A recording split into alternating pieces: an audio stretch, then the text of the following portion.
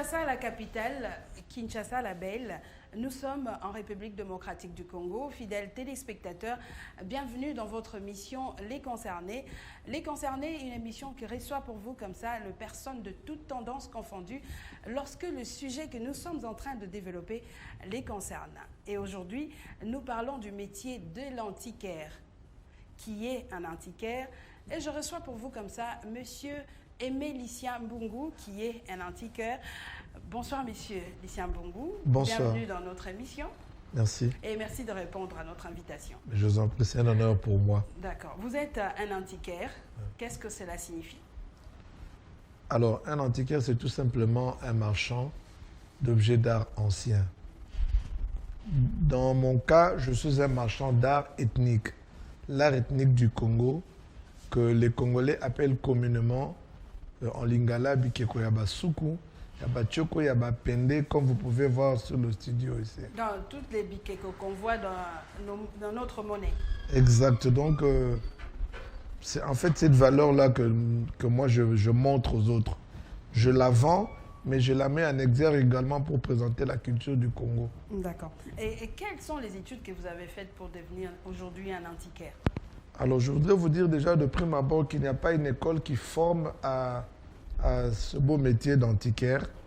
Moi, j'ai fait les beaux-arts, j'ai fait la section littéraire aux humanités et les beaux-arts à l'université. Mais, même si là-bas, en premier graduat, il y a un cours d'art nègre, en deuxième graduat, mais il n'y a pas une école qui forme à ce métier d'antiquaire. Donc, c'est une profession qu'on apprend dans le tas. Il faut avoir un lien. C'est-à-dire quelqu'un qui a été dans ce domaine et qui vous permet de pouvoir vous immiscer. Mais qu'est-ce qui vous a poussé à être aujourd'hui un antiquaire? Alors, c'est une assez longue histoire. D'abord, je voudrais vous dire que moi, je suis un Eligo. Okay. Eligo, c'est élève de l'Institut de la Gombe. D'accord. Et en ce moment-là, nous avions la chance d'avoir quand même 99% de professeurs qui étaient expatriés, belges, français, allemands. Et déjà en ce temps, ils nous ont appris la valeur de la culture d'un pays. Ils nous ont appris à aimer l'art ethnique du Congo. Aujourd'hui, nous avons créé une plateforme qui s'appelle Eligo où nous continuons de véhiculer ces valeurs en poussant nos enfants à les découvrir.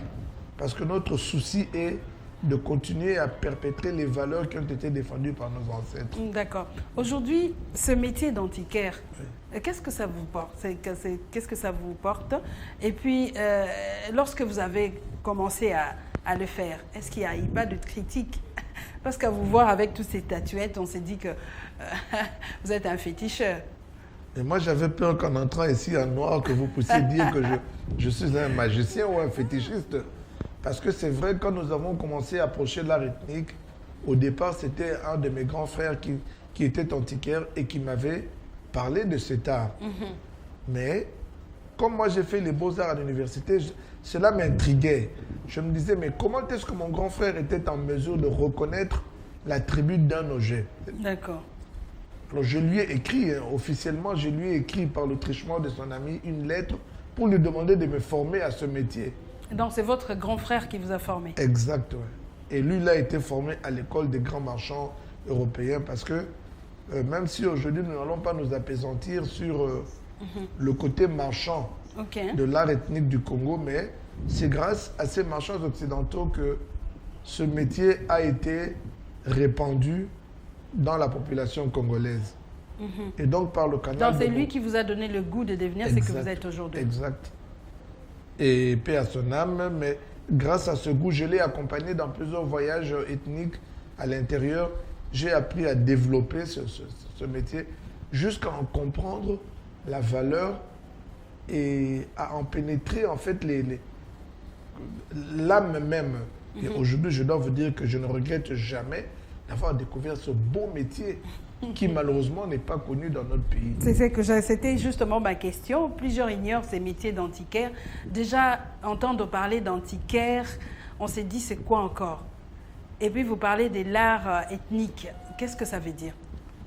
J'aime bien les